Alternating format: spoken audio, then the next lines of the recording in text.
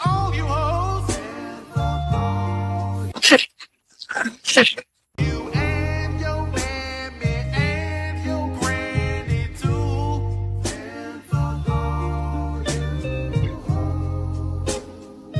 I'm sick of this shit. All you hoes.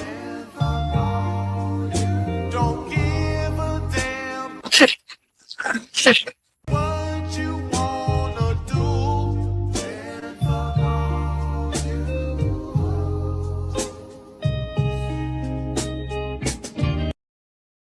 Chaos. They like the chaos. They like the chaos. So when you're able to The chaos. let that chaos reign with, The chaos. let that chaos reign with, The chaos. let that chaos reign with. Must reign.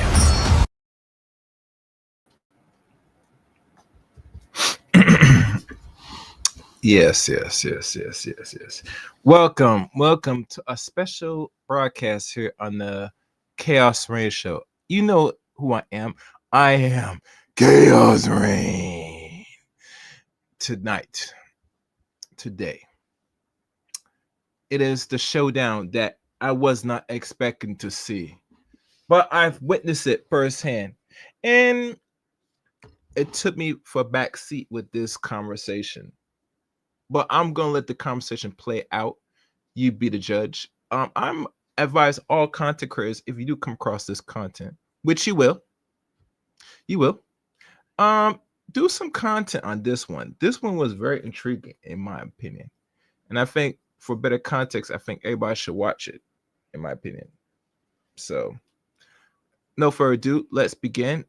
Enjoy, leave comments, like, comment, subscribe, and this one goes out to this content creator, Doctor something, I think. What they call it? I'll find it. Anyhow, let's enjoy this. Get your pen and paper ready, and let's begin. Let's go.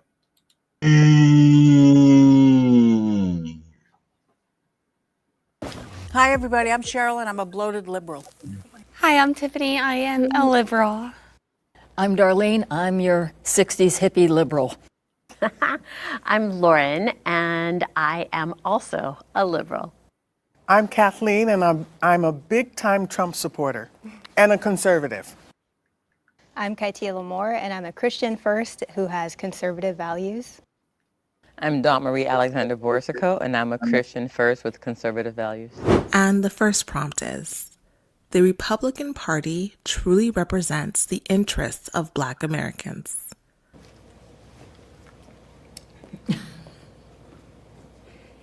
Most definitely.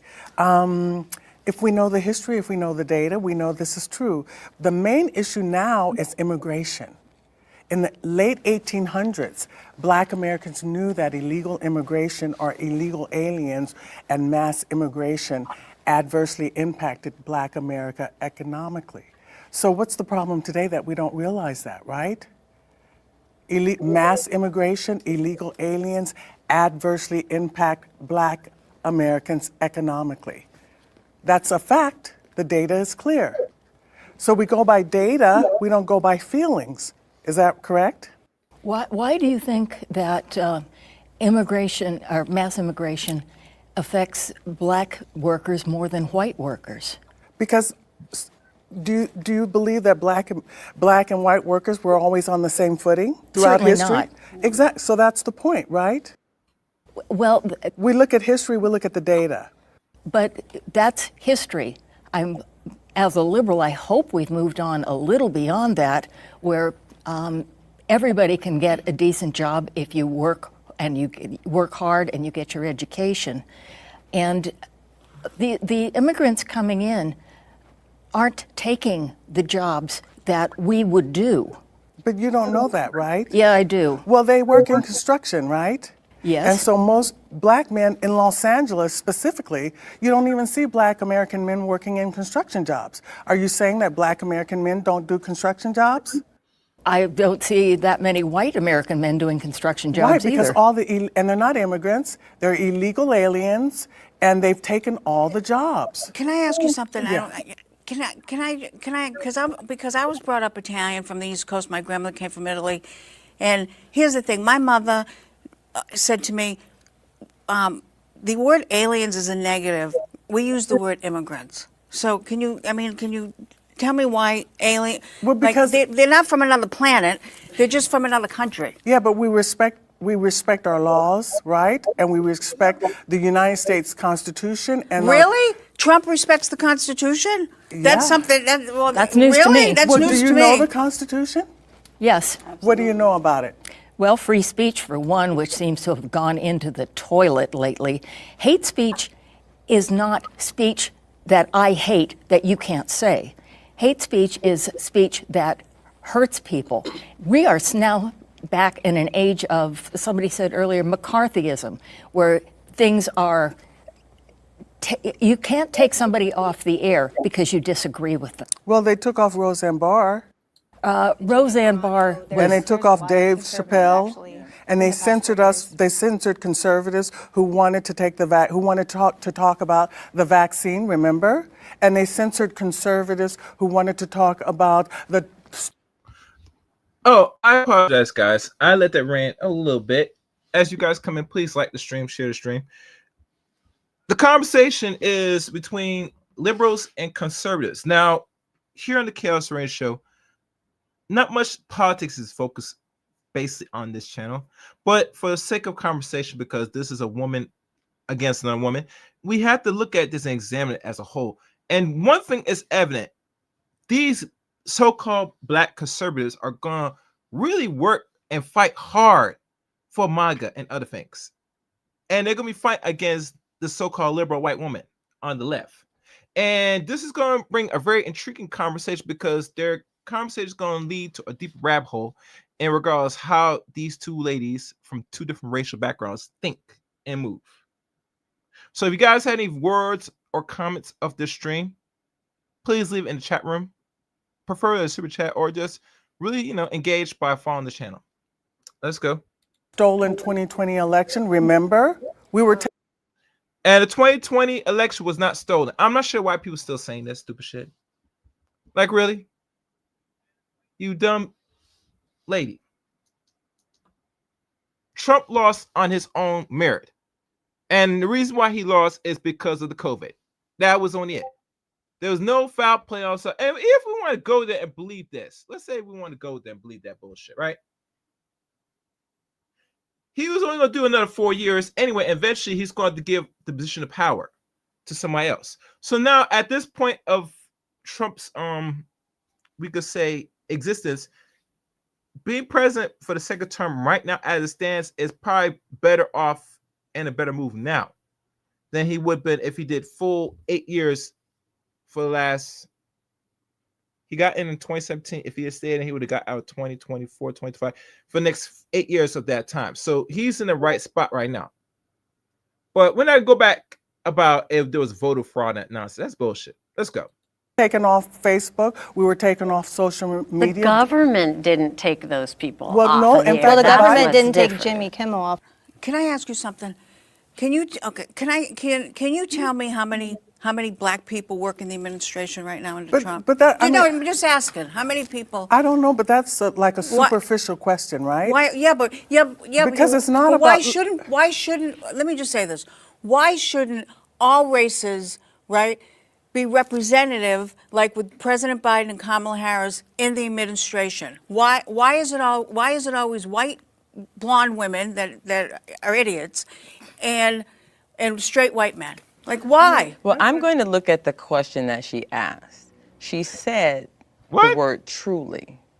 Truly makes it seem like it's like an absolute. I don't necessarily feel like it's an absolute, but I think he's better than the alternative when you look at everything all together. So when we look at it, it's not about, when he talks about merit, I want a job not because of the color of my skin, but because I'm capable.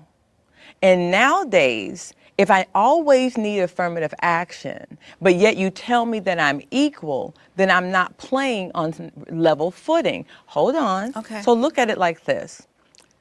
Prior to, let's say, affirmative action, did whites of all ages, of all economic background, did they have to compete to get into Harvard?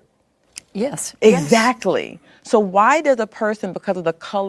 I gonna have to correct you, my dear older bitch lady. No, that is actually not accurate, and here's why. There was a video and not only an allegation, but it was confirmed, and I cannot pull it up now because I'm not gonna waste my time. I think most of y'all need to start Googling and start looking up any visual videos of existence of where are any of these so-called white kids from two white parents that either are upper or middle class, but let's say upper class is probably the thing we should focus on, are not buying their way to Harvard or those bigger institutions. That's the question you ask. And if you're not really searching and checking if there's anything in existence on the internet that shows any proof, which there is, or any videos or anything that was broadcast or researched through other journalism that they put out on other media platforms, then by default, that what you just said, my so-called older ass Republican lady, that is false. No one gets into these schools by their own merit. Allegedly. Some people have cheated and paid their way through life, including if you got the right money, you got the right connection, you will pay your way to Harvard. And that is just facts. That's something I want y'all to really think clearly on. Now, I would agree with you that everybody has to do whatever to get into those universities. I once believed that as well, but come to find out, when I came across other information now, I have concluded that no one really pays their way to any university now. Universities right now, as it stands, is a big business. For those that don't know, and within business, the best interest is not what you know, is who you really know. And if you got the right bread, you'll get in. Let this continue. Of their skin get to do it. So it's not about whether or not how many are in. I want qualified people in, because what happens is when they're not qualified, you know what black people do? They just hired that idiot because he was a token, because we know he didn't do the job right. He didn't make us look good. He didn't represent well. We don't, and there is a responsibility that the black community needs to take about whether or not we're going to measure up. Do you want somebody there just because they're black, or do you want somebody there just because they're qualified? Yeah, but okay, but I want someone there. I was brought up, you know, this is what my mother used to say to me, an Italian-Irish mother. My mother used to say to me, not everybody has to be your best friend, but everybody deserves to be treated equal. I agree with that. Of course. Equal. And you want to know what? In the black community, the black and brown community, as a white woman, they don't get treated right. So but who says that? How do you know? That's a blanket statement. Where's your evidence of that? No, it's not. They don't get treated. How do you Who's know? they? And how do you measure that? It depends How do on you your measure economic. that? Because I talk to people, I work the road. Well, that's just like hearsay rhetoric. That's not data. Okay, let me. What does the data tell us? Okay, the data. Oh my God. Another scenario that you're in a box, my so-called Republican lady. And I'm not really knocking people that's Republican or what do you call it? Democrats. I'm staying a bigger point here. Is that you got beyond the data. You have to. If you have to say today research to put data is factual, you're missing the bigger picture. There are certain things that we could use to give a better scenario of certain things that could be considered factual by data. But when we talk about simple things about life and someone else's experience, usually you want to hear it out. Now, data really is the end game for certain things. And I think with data today, if not careful, we're going to try to base everything on how we see society or how things are function as the ultimate end game. And you have to really have your open mind and have a clear thought and use your own thinking on certain things. Because last time I checked, most people that use data or try to propose data as the end all be all, they misconstrue the numbers to the point that they don't understand what the fuck they're seeing. i.e., they're not even knowing what are the percentages of certain things. Hell, they said that black people commit more than half the crimes in America. And when we look at the numbers and look at everything verbatim, it's not factual. But they do this to demonize you for a more bigger agenda, a bigger end game. So let me continue to play this. I want to hear more of this. And like I said, this is going to be a good conversation. Okay, I'll give you the data. The data of the comedy club circuit. I worked the road for over 10 years. They wouldn't. I became a headliner, and many black and Latino women comics should have became the headliner before me. But because I was white, they didn't give them a chance. And they were as funny as could be. Couldn't follow them. Fabulous, and they wouldn't give them a chance. So. Well, we know Hollywood is prejudice. That's not. We're not even talking Hollywood. We're talking bookers all across the country. But we're that talking, the entertainment industry, the entertainment industry is not representative. The entertainment industry is actually liberal, progressive, and they're not fair to Black Americans. We know that. We've known that for 100 years, and it's never been fair. We should not follow what the entertainment industry does because it's not an example and it's not representative. The Republican Party, one of the things that has been a centerpiece, especially of the Trump administration, is eliminating DEI programs, diversity, equity, and inclusion programs. I think that's fantastic. That is education about all kinds of disadvantages. Currently, one of the elements that Trump is working toward is taking out references to slavery in the Smithsonian Museum. How do you know that's true? You heard that in the media. No, that is actually from the Trump administration. Okay. But then we need to look at how it's done, not just what it's done. And there's a specific to general. it. What are the specifics to it? See, here's the thing. DEI is not based on merit. A company can still choose to hire qualified Black Americans to do those jobs. All they're saying is there shouldn't be a quota.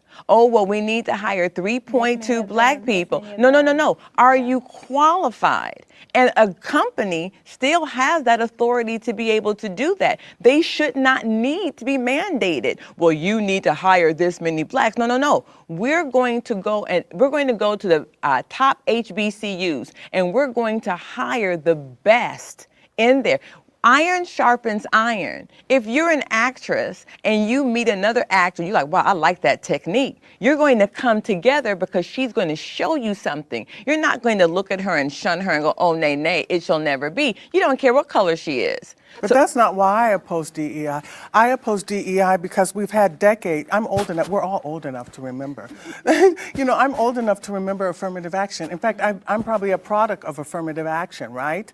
So affirmative action failed Black Americans. So we're going to go to this. Who developed those policies? Democrats. So we're going to go to the same political party that pushed affirmative action that failed Black Americans, and we're going to go back to them and get their same policies. Okay, can I ask you, can I ask you something? Okay, if it failed, if you don't, then tell me why the Black and brown community did major boycotts on Target. And they lost millions of dollars. It came from the Black and brown community. Well, they may be wrong. The liberal Black community did boycott Target because they got rid of the DEI. And they're still, because of DEI, and they're still feeling the But pressure. they don't speak for every Black person, just like we don't speak for every Black person. So.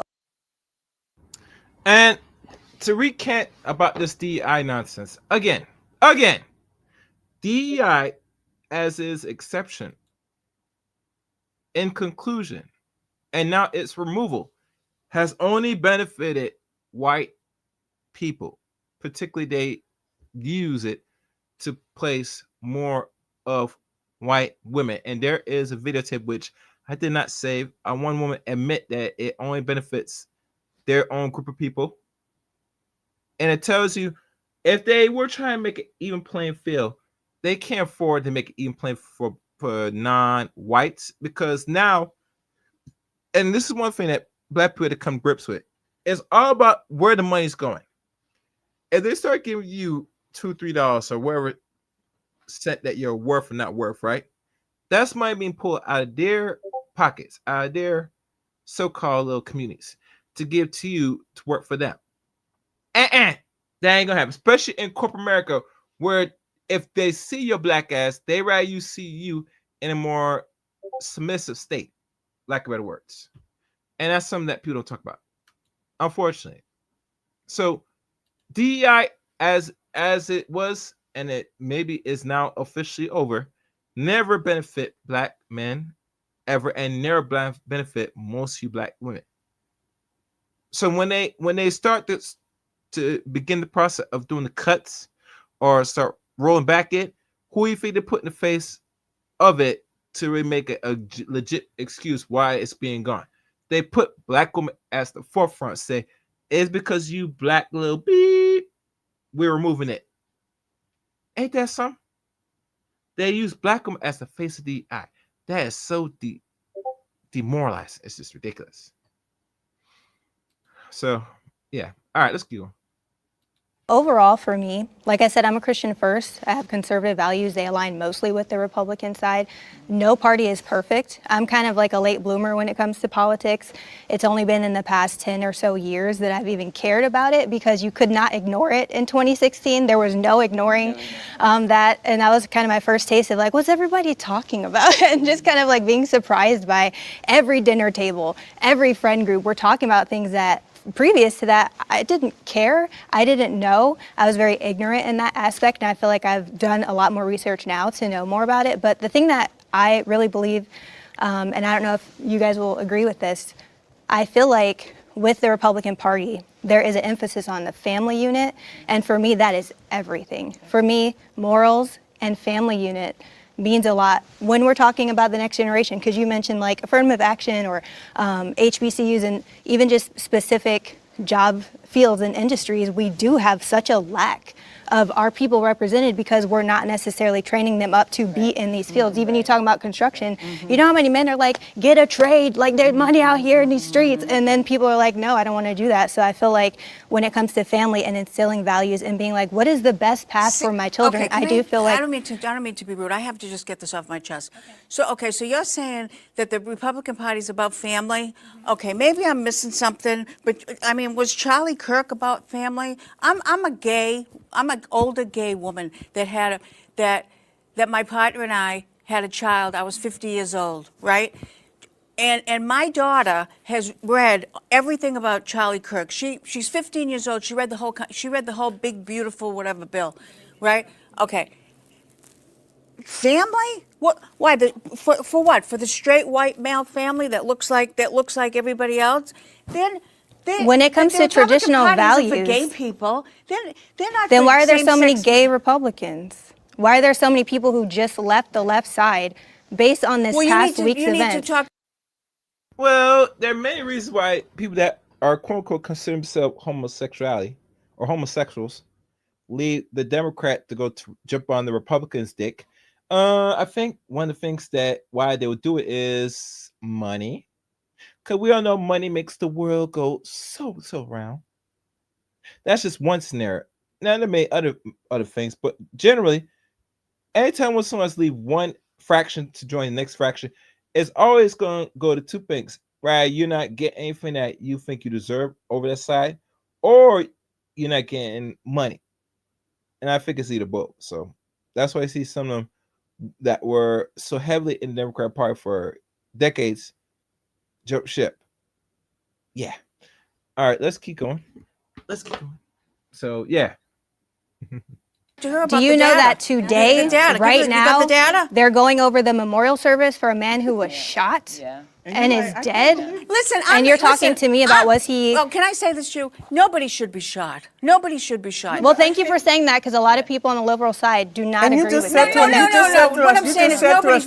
You just said to us that your daughter read everything from Charlie Kirk, but you didn't tell us what that was. What did she take? She said the big beautiful bill, I think. Well, the reason, because she was upset about the whole thing that happened with Charlie Kirk, and I said to her, and she said to me, Mina, I said I'm older. I said, so I was here when John F. Kennedy died. I was here when Dr. King died. I was here when Bobby Kennedy died. I was here And you're still stuck in the 1960s. We've moved past that. We're now in Well, Charlie 2025. Kirk did move past it because he wants to bring us back there. That's an opinion. That's an opinion. That's an opinion. Well, That's not there's a lot of out of context clips that are circulating that people are using as a reference to demonize him, when in actuality there are a ton of people who are saying, because you guys did this, I actually did the research and you guys are wrong. So if you actually watch like full to talk a little bit conversations- about family values, because that is a piece and I do want to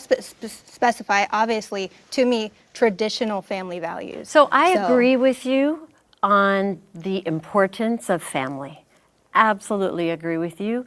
I think that that is a basic structure that is needed. However, what that family looks like is not for my government to decide. Yes. If I have two caring and loving parents, even if they are the same sex, I believe in that. And is Trump when stopping I this? listen Has he done anything to stop the this? Republican Party platform on what builds solid families, I don't see things like child care tax credits. We're taking away funding for education and abolishing and dismantling the Department of Education. Are you saying We're there hasn't taking been away you're saying child care tax credits or Yes. child tax credits? And I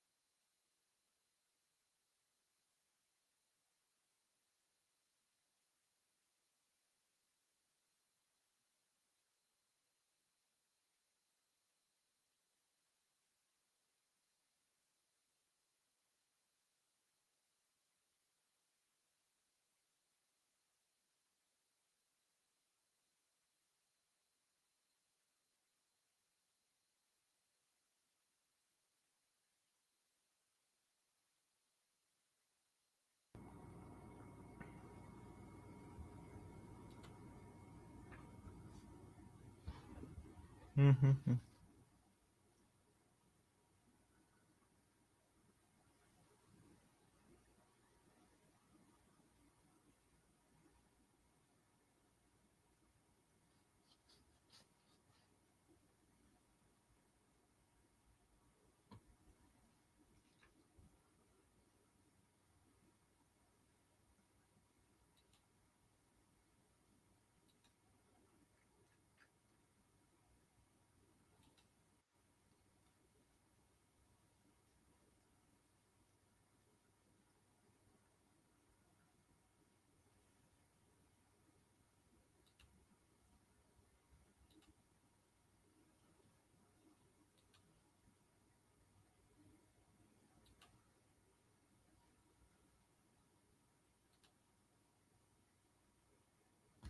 Okay, we're back. That's new. That is very new. I guess we'll try another way around this. Hold on. Let me think. Let me think.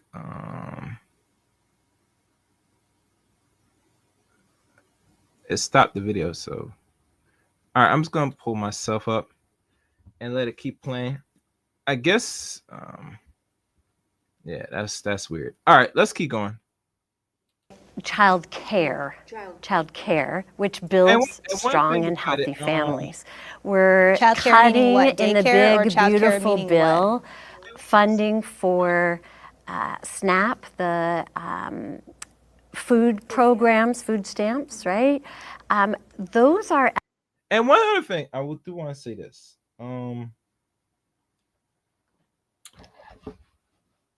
In regards to this video, right?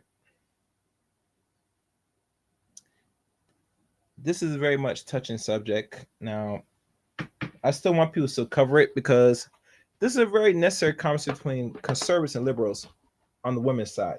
Now, we all know what we expect from the men when we hear these terminologies, and we get the back and forth if any when the men have the conversation about political issues or things happen in society because they follow either liberalism or conservatism.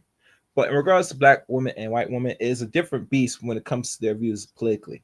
So I'm going to let this continue to run audio version, unfortunately, because they are stopping the video for I don't know why. But anyway, let's go. Let's continue on.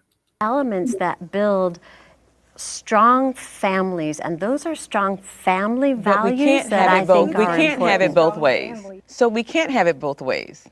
We can't say, oh, the marginal people don't have good, healthy food to eat. And then when they decide to cut and say, you know what, you can't buy sugary things. And for those that's listening, the woman that's speaking is a black woman in the, I think, turquoise dress. And she's talking about how food stamps and SNAP should be used. And yes, there are a lot of people in this community or major communities are not using how much they get on food stamps? I think it's like 600. Yeah, they get like 600 on food stamps, right?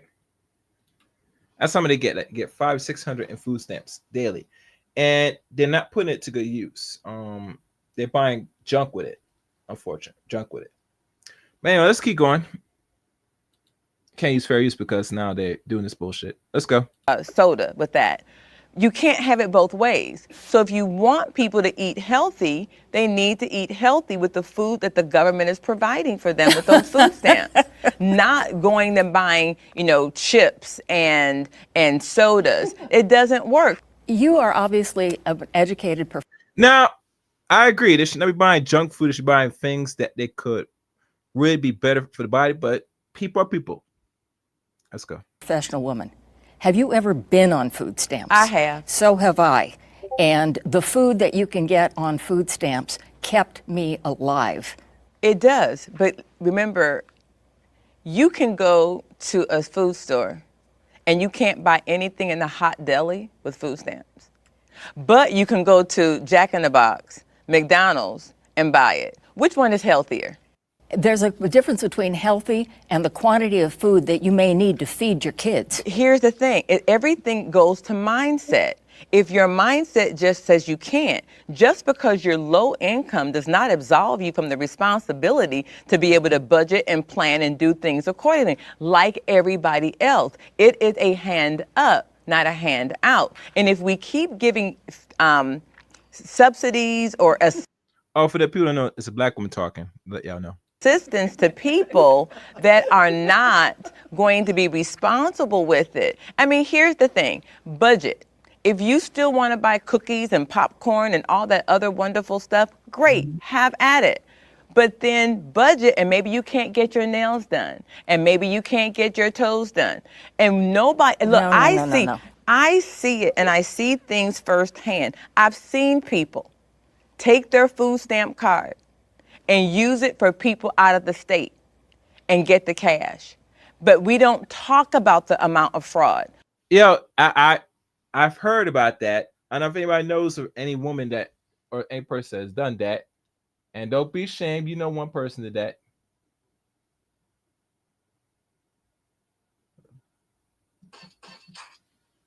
All right, let's keep going. Where am I? Okay. All right, let's go. What they have people doing is the emotional side of, oh my God, they're taking this away. If you and I don't get food stamps, and we have to budget our money, don't we? We have to say, you know what, I can't buy those crab legs today. I can't get that filet mignon today. I can't. Sorry, I have to jump in here. Never bought crab legs or filet mignon when I was on food stamps. Well, trust me, it was not a question. Some people do. Yeah, is what there are always going to be a few, but that's not the majority. Shoot, you'd be surprised. No. I can't believe we're focusing on food stamps. We have to think about families and how families are getting what they need. But why is it we're only thinking about people's families that we're seeing that have made a history or a lifestyle of staying on the system? Those same programs do less to help the middle class that are struggling than those who are not working at all. I've known people who are unemployed, educated people that can't find a job, and they can't get food stamps because they don't have children or they're not living, they just can't. It doesn't help the middle class. So I understand what you're saying, and my heart goes out to people as well. But there is a responsibility. Each one of us gets up, we go to work, we work hard, we do what we have to do, but others aren't. And if they're not, we cannot keep giving money to people. We won't even give money to a homeless person on the street. Because what do we say? Oh, they just gonna go out and use drugs. But yet we'll let the government give money. Well. I'm gonna let y'all be judges that because I can't answer that. I can't answer that. But yeah, you give people that don't got anything and they have an addiction problem, that's the end result. They're gonna be using illicit, poisons to satisfy their cravings. And it's sad, but it's facts, All right, let's go. To people who won't take responsibility to budget and plan. They get food stamps, they get free lunch. So why do they need all of it? At what point, when does the buck stop here? I really have to stop you on that. You're assuming that, it's... Oh, the lady that's talking now is the lady, white woman on the left. It's hard to tell you because I can't show back and forth of it because of this bull crap, but you know it. Y'all hear from the voice, so let's continue. Sounds like you are assuming, I have to say, that people are on food stamps and not budgeting their money, and that's why they're having issues. I'm also an educated woman. I was also a single mother, and I had no income to budget. Okay, if Becky. I wanted my son to eat, I had to apply for help. Okay. There are more people like me than are out there abusing the system, and it took a long time for me to get any kind of job. Okay. Not a job that I was qualified for. I'm overqualified for most of the jobs I've had. That's good. But I needed help. If help had not been available, I might have been one of those homeless people. And by the way, I've never assumed that a homeless person is going to take the money I give them and just turn around and buy drugs with it. The homeless population, if you recall, it really didn't exist 40 years ago because there was more help available for it. Many of the people on the street have mental health issues. St. Ronald Reagan closed most of the mental hospitals in California because we no longer had a mental health issue. He balanced the budget by... That's kind of very strange about the closing of these medical establishments or facilities back. Ronald Reagan, he ran America since 1981 till 1989. So if he closed down, that's a stretch of over 40 years, give or take, maybe over closely 36, 37 years. So because that, what's happened when you shut down institutions that help people mentally, psychologically, etc., you're gonna have world problems. Matter of fact, that might explain why most of them are out here doing some serious, violent-ish stuff, personally, or doing some crazy stuff, because the facilities out there to nurture their mental illness. They have to go out in the world with their craziness and infect and hurt other people in their way. I think that's wrong. I think that's devious, and that is straight up evil, in my opinion. Anyway, let's continue listening. Cutting state scholarships to poor kids like me. I almost didn't get to go to college. He dissolved my father's job. My father worked for the California State Youth Authority because we no longer had a youth crime problem. Money should not be the basis of compassion. I think that... Are you saying that that's what she's saying, though? Well, that's... What is important? What happens, we're going from the top down, and it really should be from the bottom up, meaning local communities should address local community issues. Because they know.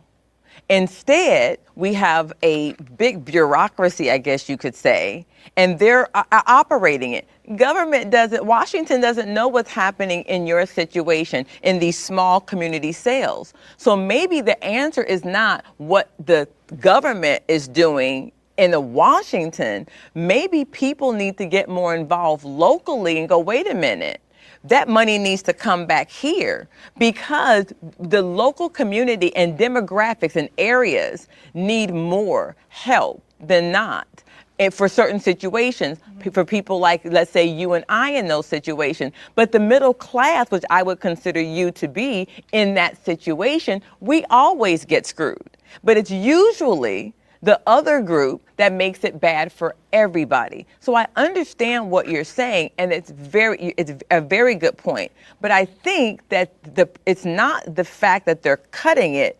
It probably could be managed better. And you can't manage something at a top level if you're not down with the people to find out what they really need. And the next prompt is, all right, wait, before we go major that, U.S.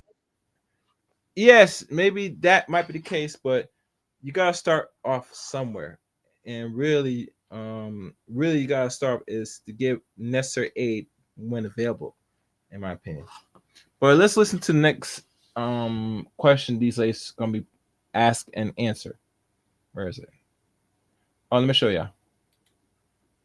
Both major U.S. political parties have contributed equally to the rise of political violence. Now that's a very important one. It's very important.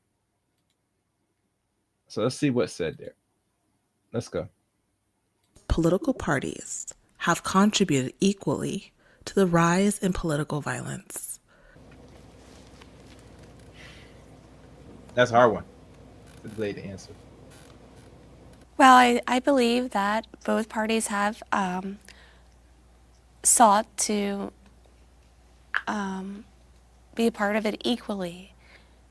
I don't think that there should be a boundary. I don't think there was a boundary through that political party. Yeah, I do agree with her. It may come out in different ways, but two wrongs don't make a right. And I do feel that, I don't know if I would say it was equally, but I could say equally, but maybe in a different manner. And maybe, I think, for example, I think that the Republican Party could listen better. And if they listened better. In what ways? I remember during 2020 and all the riots, I remember watching a clip on social media, and the sheriff was like, I don't know why you're tearing up my city. Like I don't understand. And I felt like the Democrats are very emotional, and it feels like sometimes the Republicans aren't. And they're just very, hard line, this is the way that it is. And one thing that I believe is that there's no dialogue between the parties. There's no dialogue between people. And when we're not dialoguing and coming together to build community, we miss things. We don't understand things. Going back to a point that you made, we don't see black and brown in certain industries. You saw the unfairness, but then how do we build that by getting involved in communities? So when we look at the fact that, do I feel that the calling people Nazi and calling people Hitler, for those of us who grew up watching Anne Frank, reading the books, going to some of these places, you're like, well, he may be many things, but he ain't Hitler. He may be many things, but it's not, and it's the name calling. But I do hear it on the right as well, and I hear it more. We need to hear more of that. Than what I would like to hear it. And I think that in the insensitivity can be considered a nonverbal way of being just as much. I think there's a stark difference. There's a stark difference. There's a dramatic difference. The left calls Trump and his supporters Nazis, Hitler, fascists. They don't even know what fascism is. Just please let you interrupt her like every time. Please just let her finish I didn't her mean point. that. I'm sorry. Thank you. So anyway, there's a stark difference to me. Why? Let me tell you. Nazi, Hitler, fascist. The guy who allegedly shot Charlie Kirk wrote on his. That's the one that's interrupting. The black conservative woman, And really, these conservative people are very out of touch, man. They will fight you tooth and nail, which can be a good thing, but can be annoying at the same time. But they should at least let other people talk, try and shut down what other people think. I find it repulsive. All right, let me keep playing. Bullet fascist. Trump supporters never say you're a fascist, you're a Nazi, you're a Hitler. The question is, let me ask you a question. Do you believe it would be justifiable if someone killed Hitler or a Nazi? Is that justifiable? Well, there were several plots against him by his own people. Was that justifiable? To save, they could have done it earlier and saved millions of people, yes. Exactly.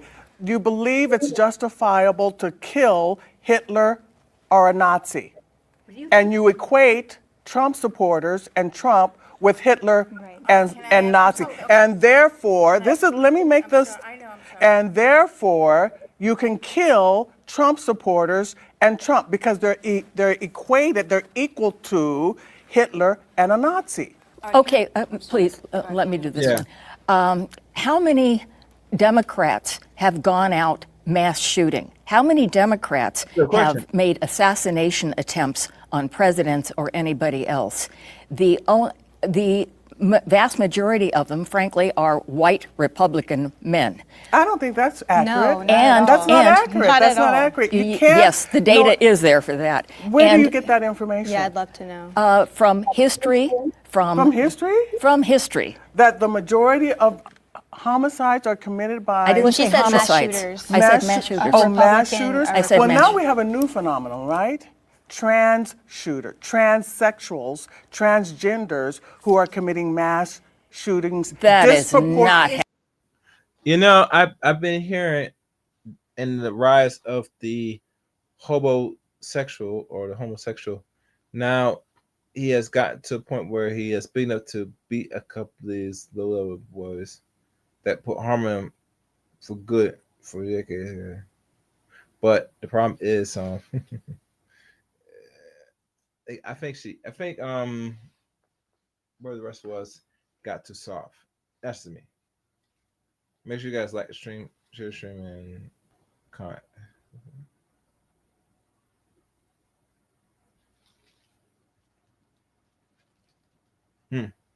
All right, let's keep going. Happening. That is Are you guys not alive? happening. All right. Can I just say, going back to political violence, okay, don't you think probably in the last 20 years, the political violence kind of was calmed down from the 60s? Can we I wasn't alive, so I don't know. A little. Didn't it kind of? Yeah. Okay. Hello? What about January 6th? Oh, what They do you came know? back up. It wasn't just political violence. But you It's don't like know that January. See, this is the thing. This is the problem.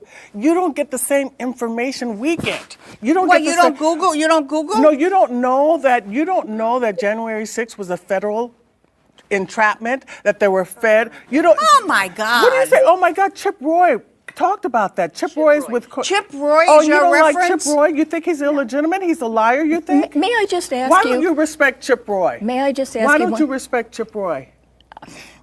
Because he does not care about the facts. But may I address one thing? You've said several times that we're not getting the information. We get different information. We get different information. Yeah. Why do you think yours is right and ours is Well, wrong? because I've lived in Black America. I've lived in my neighborhood, and I see no longer Black construction workers. I see all the construction workers are Hispanic. Where did Black men go who were construction workers back in the day? They no longer exist. You don't live in my neighborhood. You don't see that.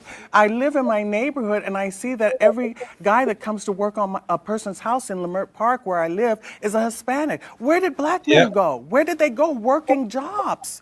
They went, hopefully, to better jobs. I'll tell you where Black man going. The Black man, as you know, bitch, he is on to either doing two things, moving on to bigger things, better things, or he is taking the couch. One or the other. He is going to be productive one way or the other. And your job is not to worry about that.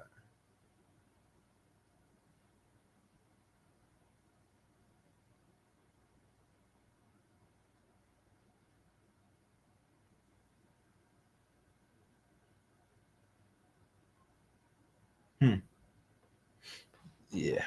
All right. Let's keep going. better You paying don't know jobs. that, though. No, You don't- neither do you. You don't know that. Yes, I Neither- do. Yes, where I do do. they? Well, where did you they know go? why I know? Because I know the data, and I know that Black Americans have been voting for the Democratic Party for the last few decades since the '60s, and we are facing zero median wealth by 2053. I know that Black American families were two-parent households. A traditional family in the 1930s was 87%. In the 1960s, we went down to 65% when LBJ delivered his speech at Howard University. We are now at 25 to 30% two-parent households. I wouldn't say that that's the fault of Democrats. I think that is absolutely the degradation of Black men who have not had, not upheld perhaps some of their responsibilities. I don't think that that is necessarily the fault of Democrats. Yeah, both can be true. A couple of things that I've noticed. You alluded to this when you went back to the 60s. In the 60s, we were people. We were individuals that had thoughts and feelings. There was more freedom. And we had, but there was freedom that was stewarded with accountability and responsibility. And now, if you listen, even with the prompts that were provided, everything is based on a label. You're a Democrat, you're a conservative, you're Black, you're white, you're gay, you're this. You know what? I may not agree with homosexuality and lesbianism, but if you bake good biscuits and you're a cool person, can we be friends? We can be friends, but can I tell you something about this whole gay thing? All right, gay. Both my partner and I have been with men many. We were. It's like it's You like were what? we were with men years ago when we were young. All right, lesbianism, so-called. There's a lot of jokes. You're a carpetbagger. You're this way. It's not even about that. It's about the emotions that you get from another woman, like your best friend, that you don't get from a man. That's it. Do you know what I'm saying? The LGBTQ community went through a lot in many years. But that's not even They weren't the able point. to get married. When you're 90 years old or 80 years old, if you get cancer, nobody's going to give a rat's behind who you slept with. It's an earth suit, it's a feeling, but you're more than that. We are more than that. Yes. We are more You're than right. that. Now, I do believe, and I'm going to try and be good and stay where we were supposed to, but what I've seen is when we don't come together as people and have these dialogues, and we start coming together and go, oh, wait a minute. You mean to tell me that you didn't let my Black friend in? Oh, well, we can't do that. We have to bind together. But what happens is you will see an injustice, but if you don't have an infrastructure of friends of other Black people that you can begin to come together with and build this. I remember that we all have had stories where we've been rejected because of our color in the 90s. And I called my white girlfriend crying because the white lady called the realtor company and said, we just got her just sold card, but my husband won't allow me to work with her because she's Black. My friend was flabbergasted. She's like, this is 1995. This still happens? Oh yes, it still happens, and it happens right in front of your eyes today, sweetie. Because racism never gone nowhere, and I think it's the Black woman that's speaking for those that don't know. And if it's not going nowhere, what that says about you, I mean, you're going to have to move like you got some goddamn sense in this environment. If not, you'll be eaten by the wolves, the polar bear, etc., etc., etc.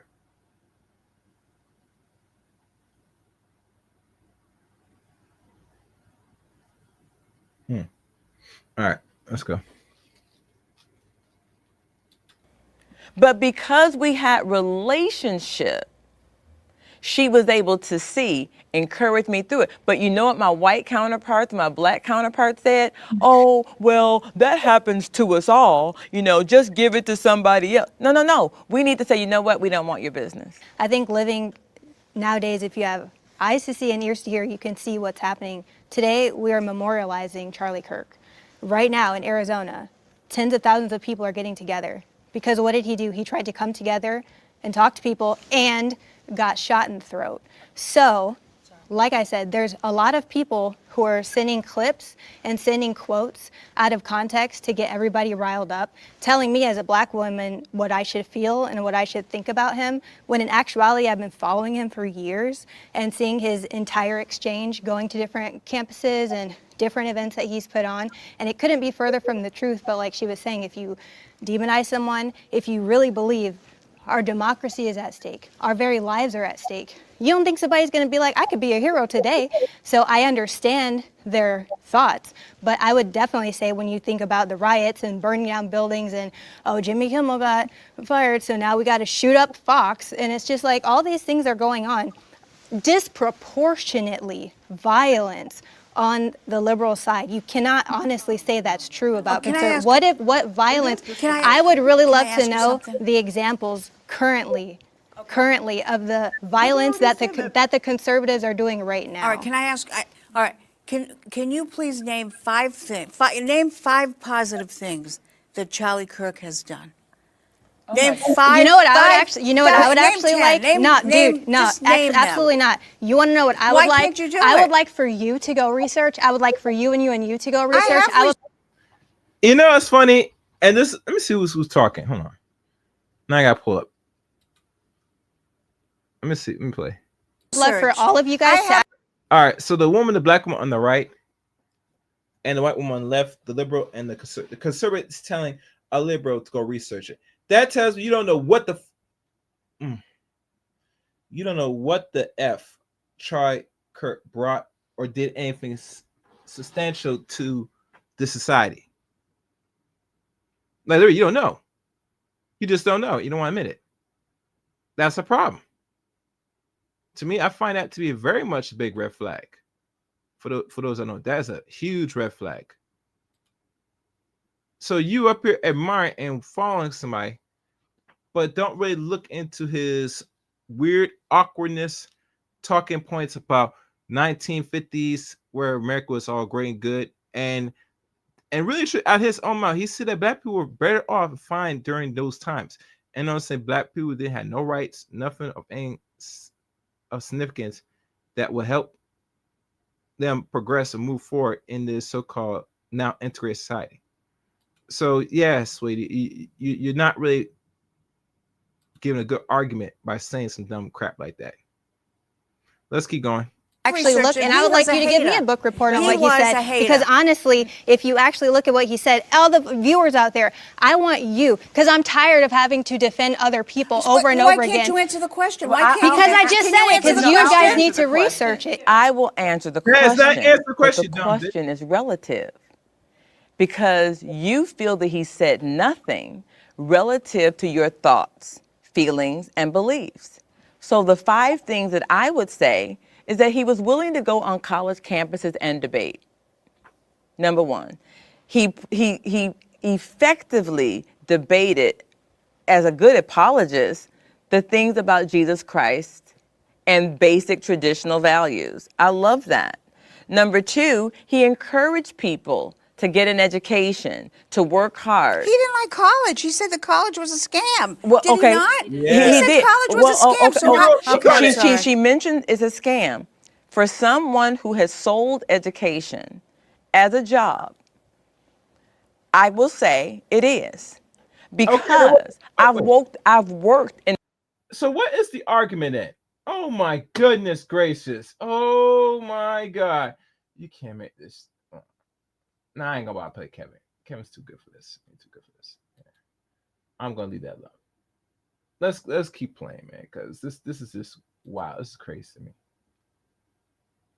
In the quota industry, where my job was to sit and make over 3,000 calls in a month to get people to come to school, and I would talk to these people, and they could barely put a sentence together, like literally. Well, maybe they should have went to college. I was trying to get him in college, because what people aren't telling you is that when the government you try to get in college and you can't put well. All right, I'm leaving it alone. I'm gonna leave that alone. Leave that alone. Prayers first. And began to do direct loans. They were funneling out education to everybody. It was free money. Here you go. They didn't care. Remember when you needed a GMAT or a GRE to get in college, you need nothing.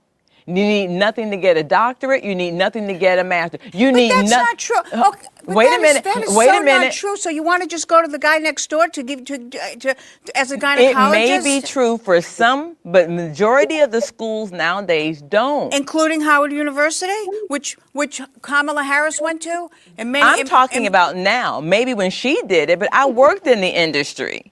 And so I remember I've worked at some of the top online schools. I've worked at some of the local schools. I've called and they want you to sit on the phone for hours a day. And if you don't make the quota to get the enrollment, you're gone. So what am I saying? It is in some way, hold on, it is in some ways a scam because the people go to school, they pull out these loans and they don't use them for school because they get a stipend. There's a number of different situations that go along with that. I've met people who've gone to school and got a degree and it's not going anywhere. So our prompt was, are both parties responsible or have contributed to the heightened violence and tone equally?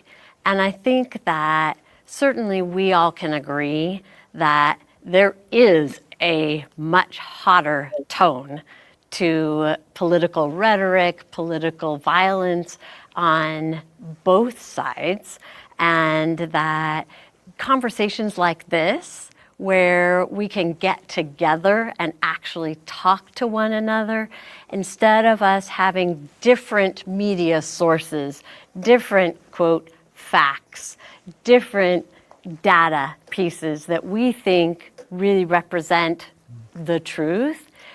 If we had a better opportunity, more time to actually speak to one another, it might quiet some of the political violence and actually have us talk to one another as human beings instead of, as you said, labels.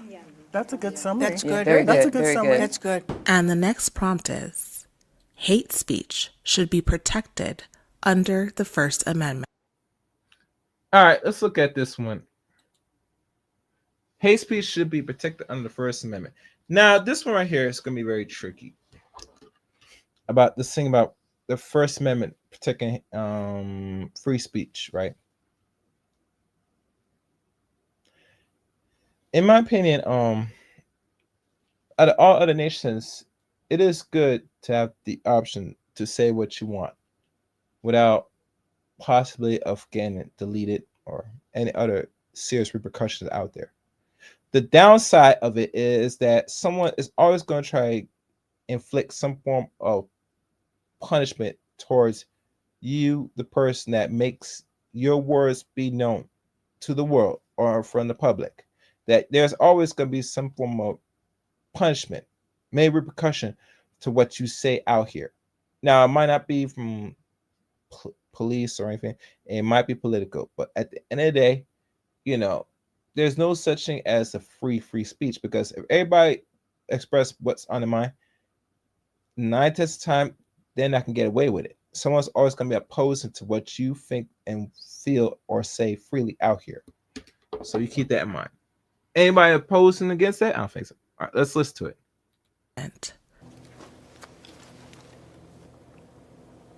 Okay, we have no dissent here. All right, good. All speech should be protected under the First Amendment. So why are they pulling people off the air? Because they express opinions that the government doesn't like. I think that's how you're shaping the narrative, and that's what's wrong. See, this is what the legacy media is a tool of the establishment and the globalists and the Democratic Party, and they always shape the narrative. I mean, you laugh, but I think it's true. Let me prove it. They always shape the narrative, because I watch Washington Journal every morning, and they shape that same question. They shape the narrative a certain way where people answer a certain way, right? The Democratic Party is a tool of, in the 60s, the Democratic Party was against the establishment. Now they're for the establishment. Oh, no, we're not. But yes, they are. I mean, they are for What the do you mean by establishment. that, so we The know? establishment is what First of all, to think that these establishment politicians have the interest of the American people and America is absolutely not true. None of the politicians have the interest of America and Americans. That's why we voted for Trump, a non-establishment politician. These politicians have been taking advantage of the American people, milking us dry for decades. Probably since World War II, after World War II, if you read all the information that's out on this stuff. Actually, in 1917, when Woodrow Wilson made experts the administrative state, the fourth estate, violating the Constitution, that's when all the problems started with the administrative state and all this stuff. Yeah. Okay, so that they shaped that narrative. It's not about free speech. What that was about, that Jimmy Kimmel has had low ratings for a long time, for years. In fact, 60% of his audience, because conservatives listen to late night television. We used to listen to Johnny Carson. It was not political. 60% of his audience had disappeared, and the affiliates in the Midwest had gone away from Jimmy Kimmel. Right? So he was No, losing. I think we need to just keep it really simple. I think what it boils down to is, one, litigious lack of responsibility. People don't want to be sued. And the media, left and right, forward or backwards, it's like a chessboard. And they're using it to pit us against each other. They will present this, they'll present that, this side says this side says that, and we're constantly pitting each other. I think that the speech should be protected. And when you're at that level of a Jimmy Kimmel, people don't want to be sued, somebody doesn't want to like something, they got low ratings. It's all a part of the game. It is a game, but I may have a very unique perspective here because I am a far left-wing liberal who worked for Fox for over 20 years. And first of all, with that perspective in mind, we were talking earlier about inclusion, and hate speech is divisive. What I am seeing now is that the administration is making divisiveness, name-calling, them and us, acceptable. You're right. Back in the 60s, we were people. We were individuals. We are now being separated more into groups than at any time since before World War II. But we can't blame that on one person. We all have a responsibility. See, freedom of speech does not mean lack of responsibility.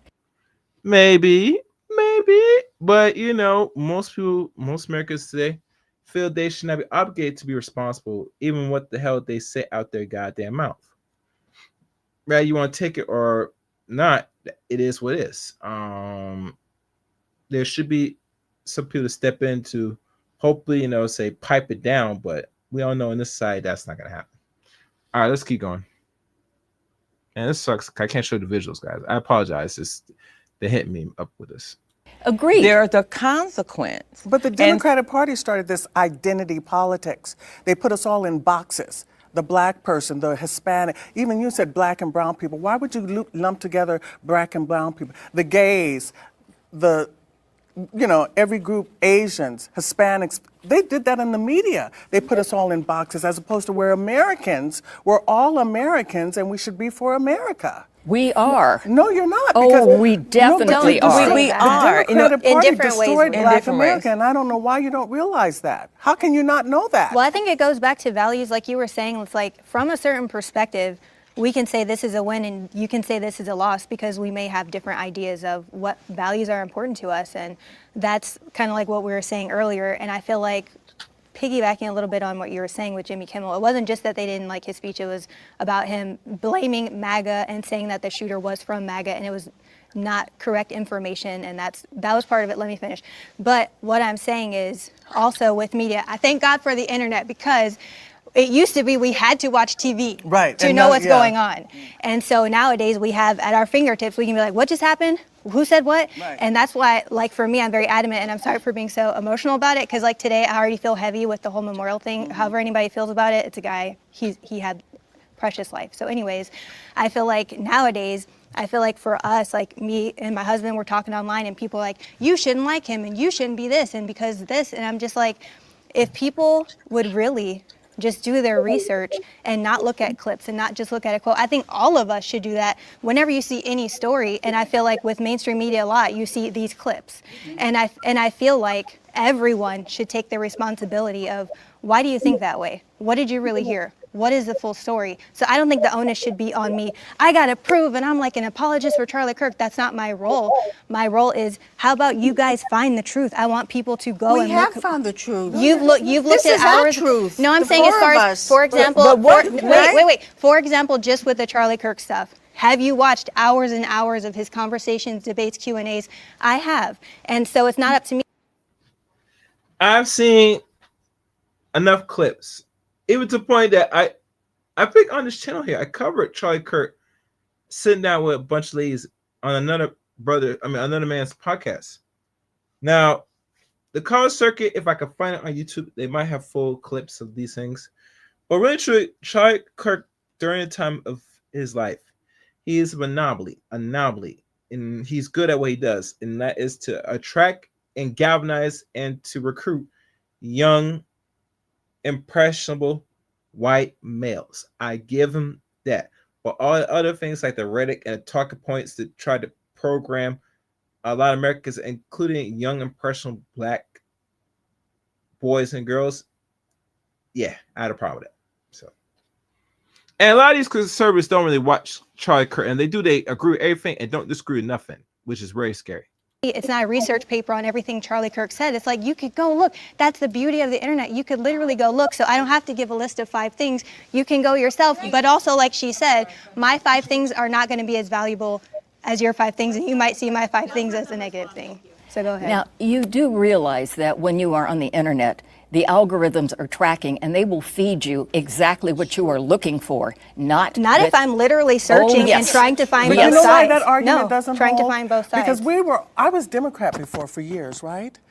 So I know, in fact, I even worked in media. I worked for Court TV. I've worked in a lot of media. I can't even remember off the top of my head, but we got all our information from the media.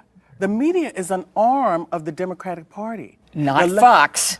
Except one. I'll tell you that, not Fox. We got our but the one rest little of it channel. is, the legacy media is an arm of the narratives that they feed us is all the establishment narrative. And the establishment narrative is not the interest of the American people. That's why we like MAGA, put America first. So the fact that I was a Democrat before, I know in fact, I went to liberal schools. I went to UCLA, I went to UC Berkeley. I worked in all liberal places in Los Angeles and everywhere.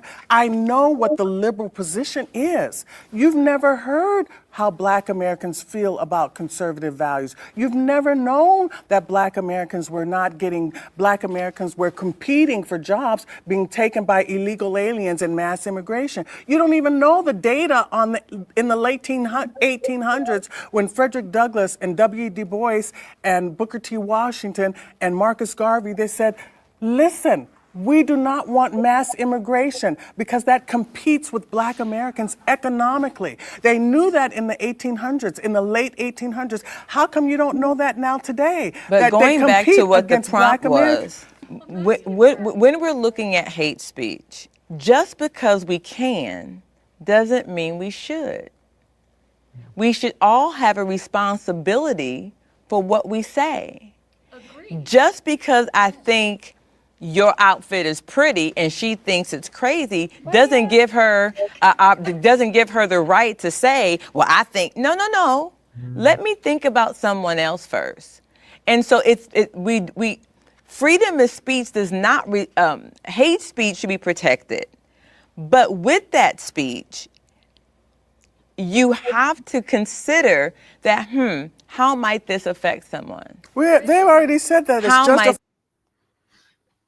Oh God, man. How this will affect? Let me tell you something. When people open their mouths on a daily basis, they're not really concerned about your feelings.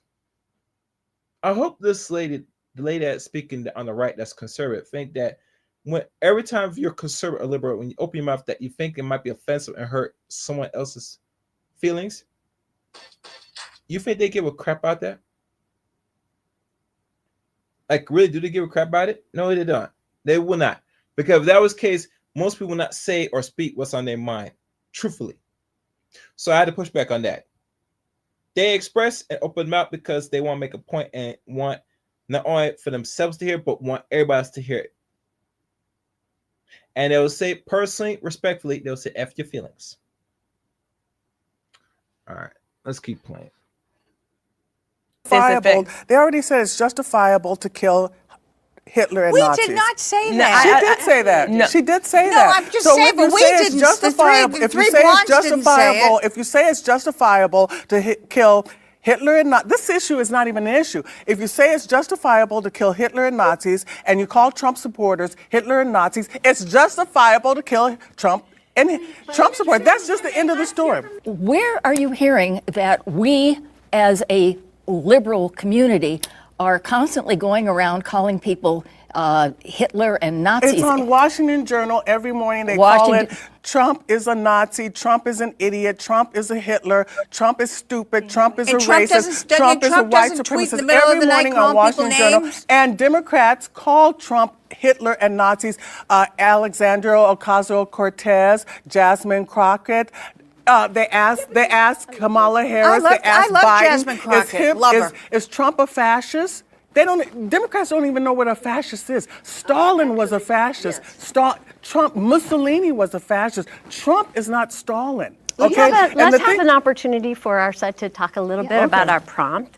So the prompt She's was good. about I have no freedom. problem. The prompt was about freedom of speech and hate speech. Right. So I actually think that we all agree that in the United States, one of the beautiful things about our democracy is that there is the right to say what we feel and to speak our truth. And I really believe that I may not like what someone else says. I may absolutely disagree wholeheartedly, passionately with what they say. But they have a right to speak their truth. And no one, not a person, not a government, not the money, should shut that down. And right now, I see some of the government shutting down some areas of free speech. I see money shutting down free speech because basically what is happening is corporations are afraid that they're going to lose advertisers, funding, Churches are afraid too. and so on. Absolutely, absolutely. And this is happening Well, on all kinds of speech. Roseanne Do you Barr think lost it's her possible- job because Sure. Roseanne Barr lost her A job lot of During the people Trump might. administration, it No, wasn't she during lost her job Obama. because she said Valerie Jarrett, the Obama administration, criticized because she said Valerie Jarrett looked like a monkey. Dave Chappelle lost his job because he talked about transsexuals. We couldn't talk about vaccines. We were censored. We couldn't talk That's about literally the true. Yeah, and that's another thing I do want to say about that part with the vaccine issue. Yeah, that was a big issue going on 5 years, actually 5 to 4 years ago, between that since 2020 up to 2021-ish. And we all know why that was, because they want you to take it because all for a deeper plot that's going to either happen right away or eventually down the line why you must take that, Regardless, a lot of people say that people lost their lives off that, which, no. Yeah, so they are protecting certain institutions with the help of media and saying, we're going, bad person, don't talk about this. Oh, we're going to flag this. We're going to stop this. We're going to stop your stream. We're going to take down your video. Yes, it has happened. So, like I said, free speech has its limits. And people should know that. All right, let's go. mRNA gene Literal therapy doctors were because we were censored. censored on the internet. Hey, we couldn't talk about the 2020 election.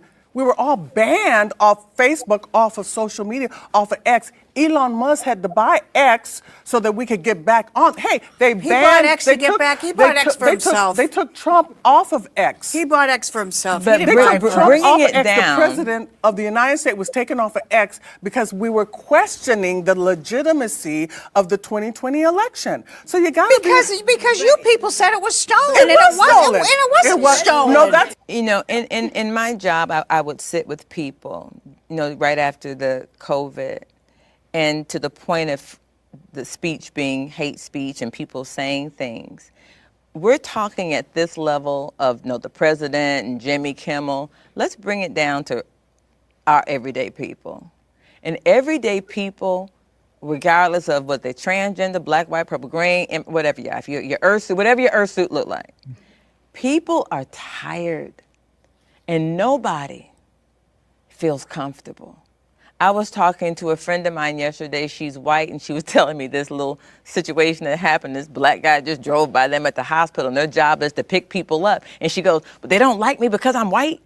And I said, and this is what we both said, we now feel more aware that we are white or we are black or whatever we are more than any time in history. I have never felt more conscious that I'm a black woman, afraid to say what I feel, afraid to go, oh my God, I'm a Christian. If I say anything about this, they're going to shut me down. Everybody feels like that. And I think that and we're all saying the same things because we all want the same things ultimately. But it seems to me that the powers that be, whether they be Democrat or Republican, are playing us like pawns against each other. Because when we come together and get down to the nitty gritty, we all want people to eat. We all want to be able to speak. We all want to be able to feel, whether we disagree or not. I don't care if you're lesbian, gay, I don't give a rat's behind. I may not agree with it, but if you bake good biscuits or a good German chocolate cake, invite your girl over. And that's where we need to get to. We need to get to a place where when we see the nummy dummies, as I like to call them, pitting people, we need to get our crew and say, we're not doing this. And come together and say, we're not going to allow the powers that be control how we disseminate what we say. And we are going to be the adults in the room. And we are going to steward our free speech well. And the next prompt is. All right, that was what's said with the black lady. I hope you guys like the stream and share the stream. Like I said, I was not expecting this personally. Well, it is what it is, you know. So, like I said, please like the stream, share the stream. As you know, you see a row of 4 to 3, 7 women on the panel. 3 women are black. I think the 4 are white liberal women against 3 black conservative women, going back and forth about the politics, things about society in general, and women's place. So it's a very heated, intriguing, in-depth conversation that I think you should cover on your own time, your own channels, etc. So, all right, let's see the next prompt. Affirmative action and DEI are necessary to ensure equality of opportunity. All right, now this is a very intriguing one. A very intriguing one that we're going to see what these ladies' views on. And I would really like to speak to that. Green. There was a point. And 1 red flags. This should be intriguing. Let's listen in on the response. Point where affirmative action was basically more women for men. In one of my areas where I worked, they looked around and realized they were all white men. Well, we have to get some diversity down here. And the first most desirable minority, Mr. Gutierrez, took one look around and said, I'm not working in this hellhole. They hired the second most desirable minority. Absolutely sure I physically couldn't do the job. Not only did I do the job, I became the head of the department, got everybody's jobs upgraded, and they still talk about the good old days. That opportunity was not open to me until somebody exercised affirmative action. It was affirmative to get the most qualified person in the door when the door had been shut and locked. I think that's how we see affirmative action. It opens the doors that women. had been locked. For women. And that's the whole point of the Civil Rights Act. Yeah, You see, agreed. let me say this. The 14th Amendment has been bastardized by the liberal Supreme Court justices because the 14th Amendment and the Civil Rights Act was meant for Black Americans. And yet who benefits from affirmative action? White women. You see, they've twisted and bastardized everything. And that's why Al Sharpton is still talking about DEI, like we just didn't fail with affirmative action. Black Americans didn't benefit with affirmative action, white women did. And then that's why you see all these white women, blonde, beautiful, beautiful white women, right? But they're all white women on TV now doing the news. Mr. Gutierrez was not a white Right, woman. but I'm just saying it's disproportionate. Yeah, I disagree with that. I don't know if anybody remembers Phil Donahue. Yes. Okay. Phil Donahue did a episode on this when it first came out. I don't know why I still remember that, but I do. And it was a panel similar to this that disagreed and agreed with affirmative action. I do believe that there are times that it can be beneficial, but it could also be used against. So imagine you're a white boss that needs to hire this quota because now you got to do it. And you just don't want those N-words in your company because you don't believe that whatever. And it happens. So what you do is you hire the least qualified Black person to meet the quota, to say we did it, and they don't represent well. And what people don't understand, or what white America doesn't understand, is that even though you may not be like that, your counterparts, some of your counterparts are. So they are. So they make it bad for others, and we don't, because we don't talk, we don't hear it. So at what point do Black Americans choose to get an education, choose to work hard, and choose to position themselves in those places? In other words, if we want to look at the numbers, if we're not going to school and we're not, excelling in these jobs that would be, let's say, executive jobs, then how can you say we're marginalized if we're not even competing at the same numbers? The pool is not even there. So there has to be a responsibility on the Black American side to do the same thing that white Americans are doing to get those jobs. Now, if we're getting there and we have 30 Blacks and you have, they say, 30 whites, and then you don't pick, then there's a problem. But it should not be. All Black Americans that disagree with affirmative action and DEI, the only thing they're saying is, don't hire me because of my color. We only want you to hire us because we're qualified. We're all Now, I will have to sit back and agree with the lady, the sister, the older lady, the conservative Black woman, on everything she just laid out and said. And this is some where you dumb fucking Negroes be talking about. And I know most of that y'all see them be doing these panels and all this dumb shit, talking about conservative. You don't know what the fuck conservative is. You're not even conservative nothing. The only people in America that could be conservative, that if we want to really go there, and we're gonna go there, I don't care, right, are non-Black people. Most Black people that they're trying to hold on or something that's valuable, you can't conserve nothing because you're not in any serious position of any institutional powers to really protect or conserve anything. But these people do. That's why you look at the DEI and affirmative action as it stands. And affirmative action, last time I checked, it's only been around for the last 36 years, and I think now it's gone out this year. So it only lasted 35 years of last year. This year, I think it's no longer here. I gotta double check. I'll look it up maybe. That affirmative action for the last 3 decades did not really serve Black people no good at all. Even the ones that know, and we all know this. We know a few Black men and women here. And in fact, let me just pull this up so kind of want y'all see the avatar. You will see constantly, right? Like what she said, they will, if they had to meet a quota, they're only gonna pick, like I said, the people just to meet a quota.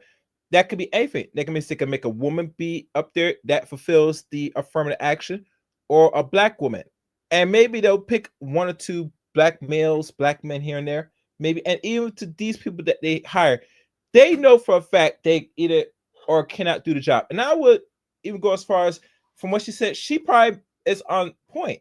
They will pick the unqualified one that really can't do the job, and then once they let them go, say CC, it doesn't work, all that, they will do that, because the whole premise is, if the government has step in and force you to balance your diversity and your budget, no, not budget, but balance the work staff, that's correct. That right there is a red flag in itself. Now, normally when black people had their own institutions, we didn't have to have this issue. But because of countless sabotage, we had to come to the point now that when they have to create affirmative action, black people don't really run or facilitate enough institutions to provide and hire their own.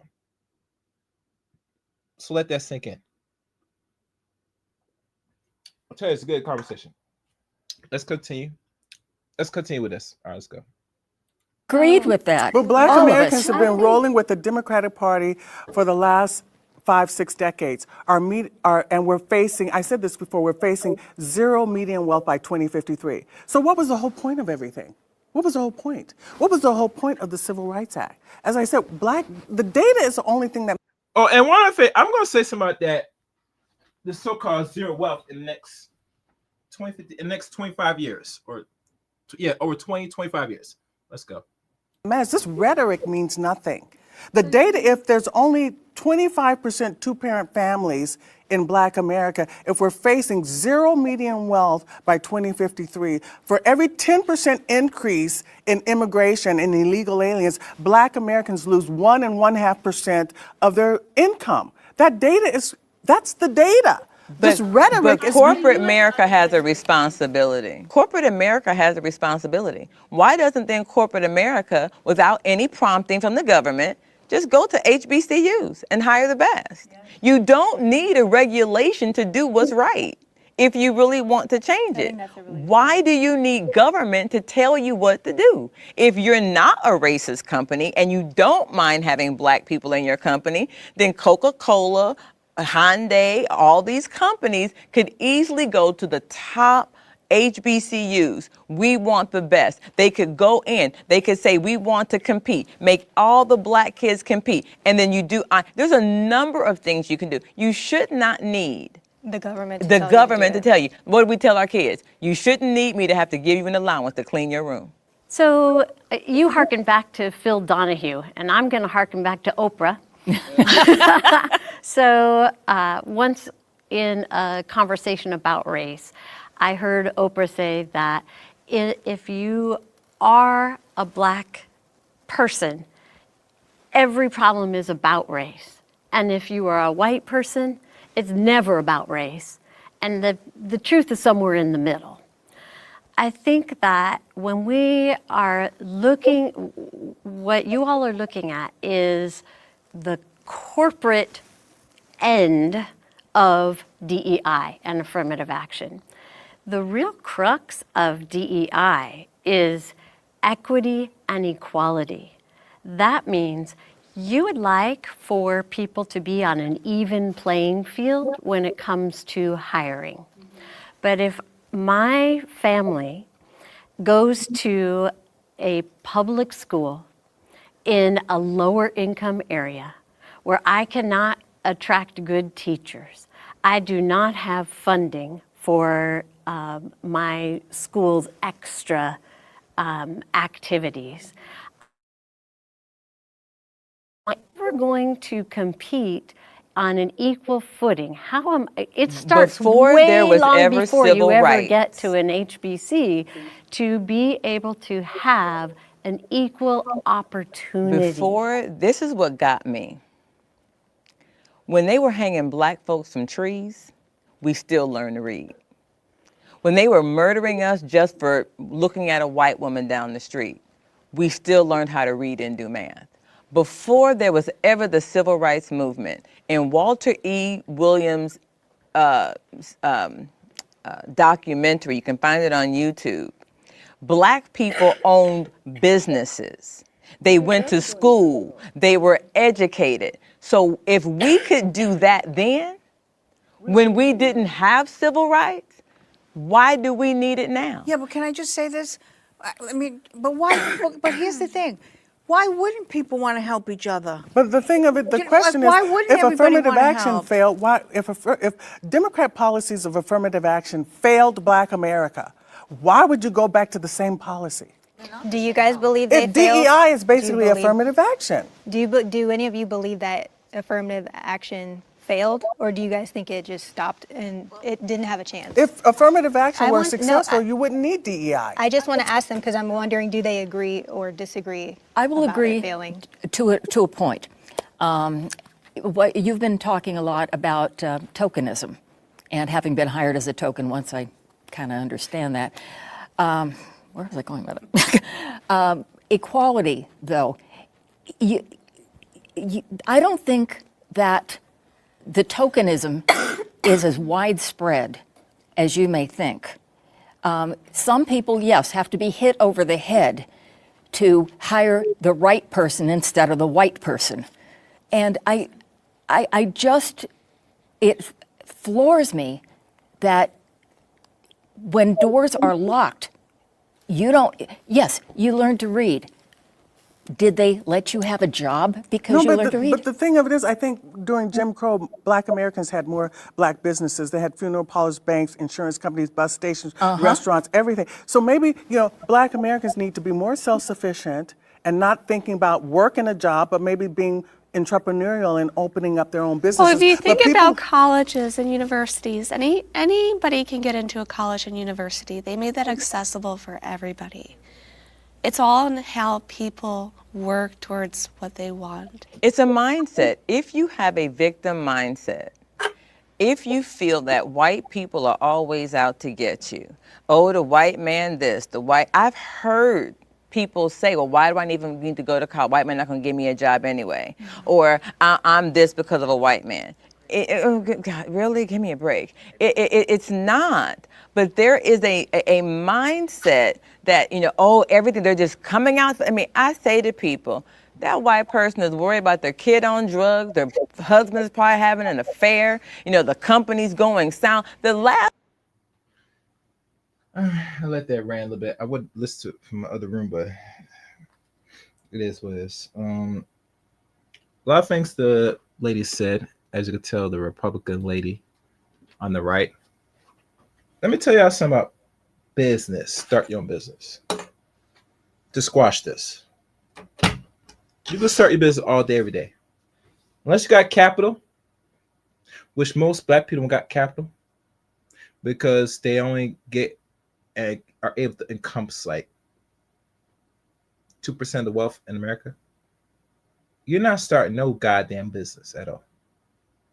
Matter of fact, most of these societies that's run by Europeans, whites, and major corporations would dare you start a business. They'll dare you. They know that the business you're going to start is not going to be sustainable and it's not going to be upscaling. I mean, I got to deal with the reality at the end of the day. And I think with these conversations, we're not dealing with the honest truth. This right here, this environment we live now is more tailored to gig economy. We're not starting no damn business and you're going to this upscale and come out of this so-called small little oppression that we're in systematically. Because when you start your little business, you're going to depend on who around your base, mostly it's your people that's around you. Your business is not going to be scaling where you're going to have everybody give you money for a set product you offer. It won't work like that. Now, a lot of people say, well, start a business that people could use. That's true. But here's the problem. You as a Black person start a business that people could use. They're going to recognize who's in the business, who's running, and they got to make a decision. Rather have your nigga, your Black self help me in my situation, or I go to one of my own, someone that's not like you to help. And obviously, with most people, because we still live in a race society that still distinguish and discriminate on who they want to give their money to, they're gonna really more side with their own before they side with you. So can we put that nip in the bud about this Black business? And I gotta be honest with you, you could start it, but I'm telling you, it's not gonna be sustainable and it's not gonna scale. Not in this time environment as it stands right now. So let's finish this up. I'm gonna let this run for 10 more minutes. I'm gonna put this to the end because this really messed me up, this whole stream, unfortunately. The thing they're thinking about is you. That's They're exactly not. right. But it is a mindset that plagues our society when you think about what comes out. And I do believe that some of these governmental issues or the elite have done a very good job of pitting blacks in a certain mindset, whites in a certain mindset, because we don't talk. When they had white flight, many whites don't know what white flight was, but you did have some white carpetbaggers, or what I call them, come into neighborhoods, scare them about black people. They move out. Black people stay. Nobody talks. Racism, bigotry is no longer socially acceptable. And so everybody's living. But black people still have to deal with, well, you know what they did to Pookie now, or you know what happened to so-and-so. That's And we're still hearing the Al stories. Sharpton And it's something. and the Jesse Jackson kept pushing for decades. We're talking decades of the same crap.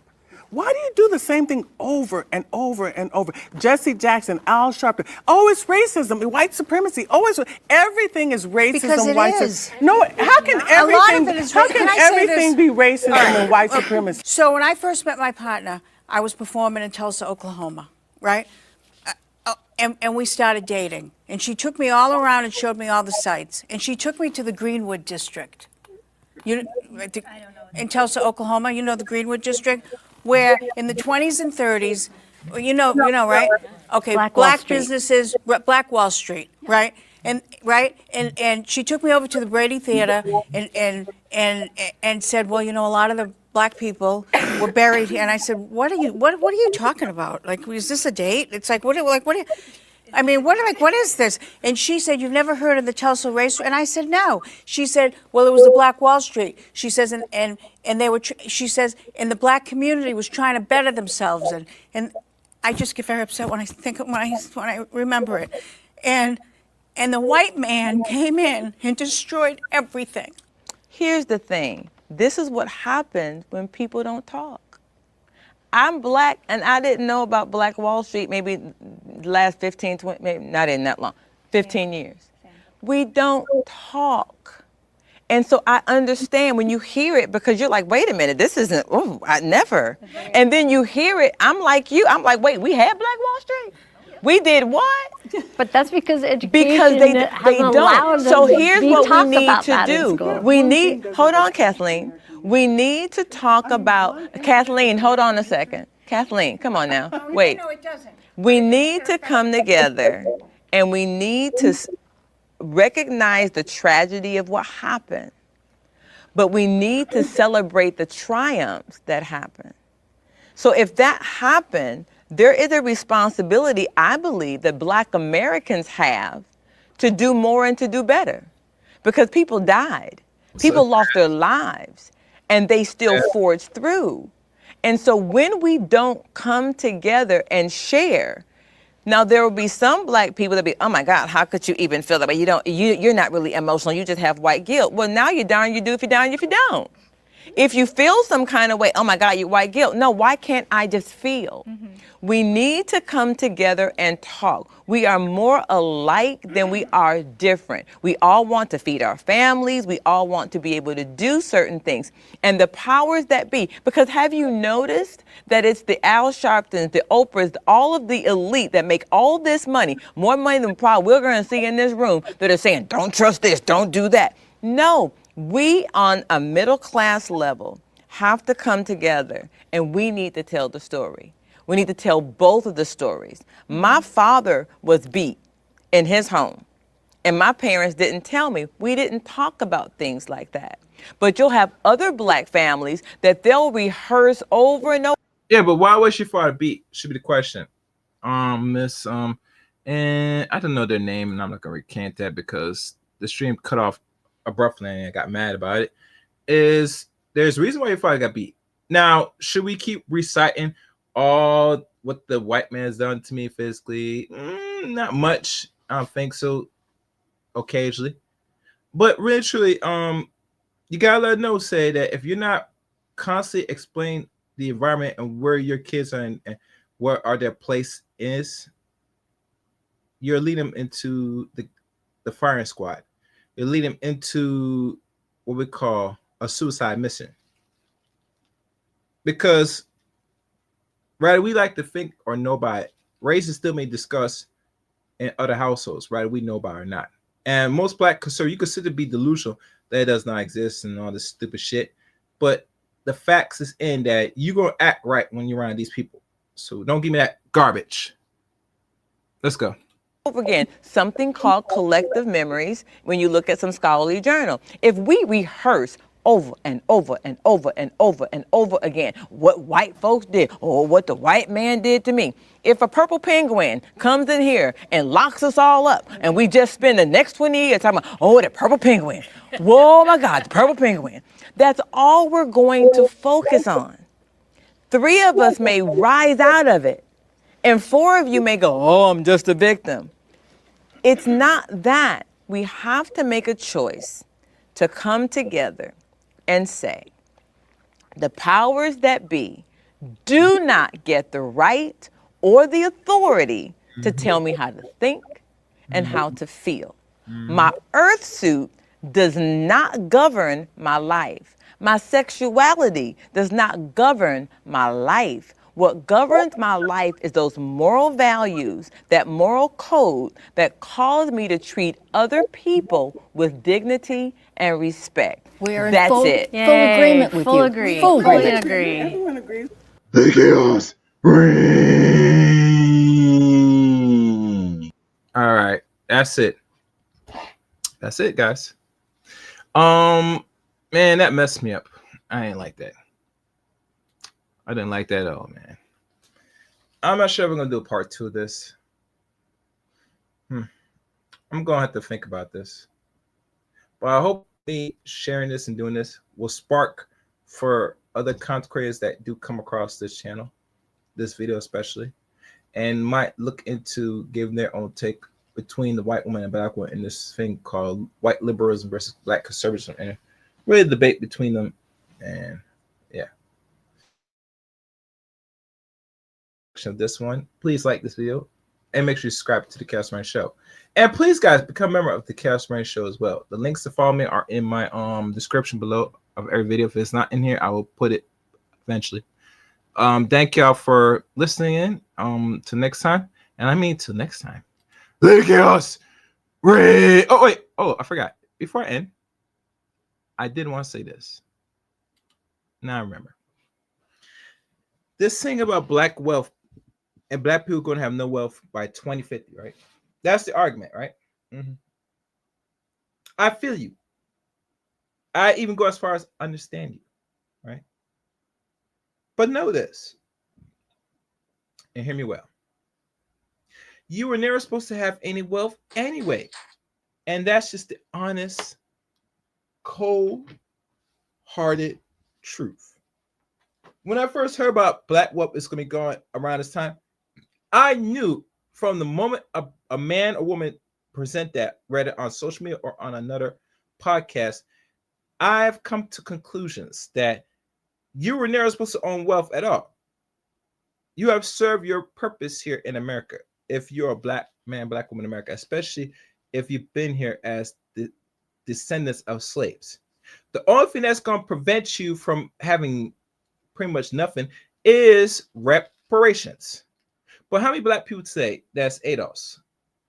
That's really ADOS going to fight for it now. Because you have oppositions right now. You have white people, whether liberal or conservatives, going to fight you on it. And you got people that are tethers, rather African, West Indian, or go as far as the English black man that's here in America now, will even fight you even hard that what is rightfully yours.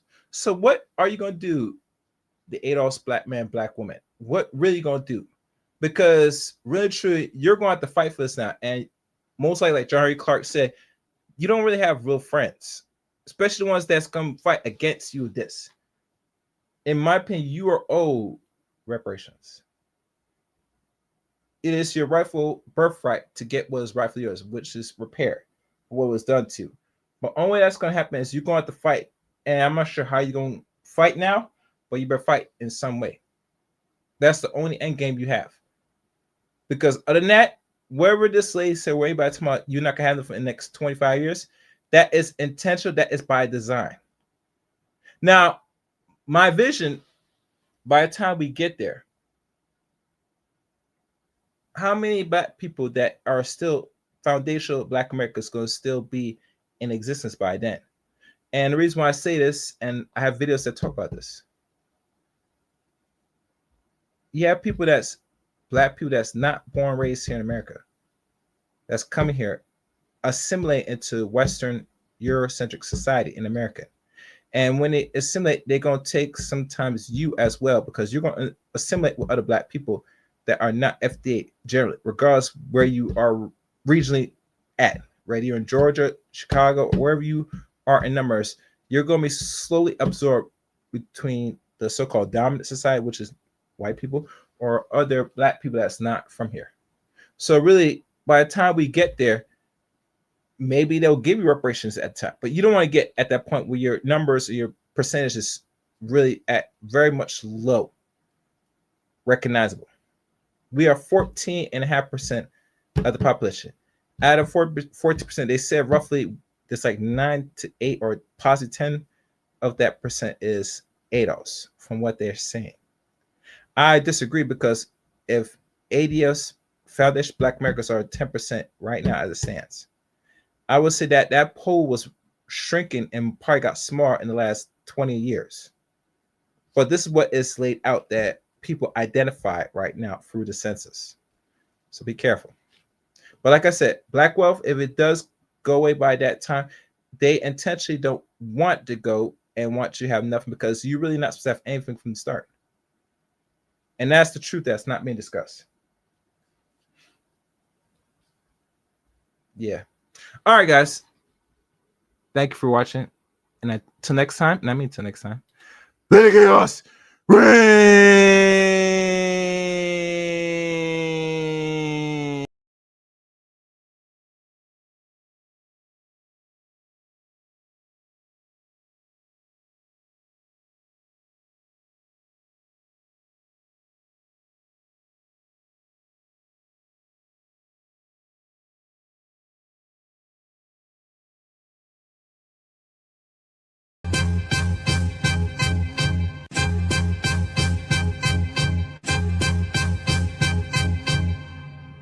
Man, fuck all you hoes.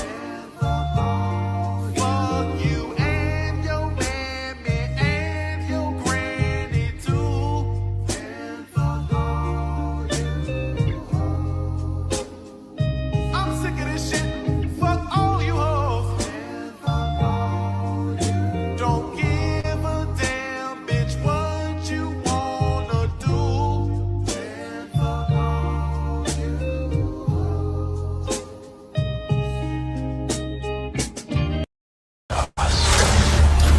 They like the chaos. They like the chaos. So when you're able to let that chaos reign with let that chaos reign with let that chaos reign with Must reign.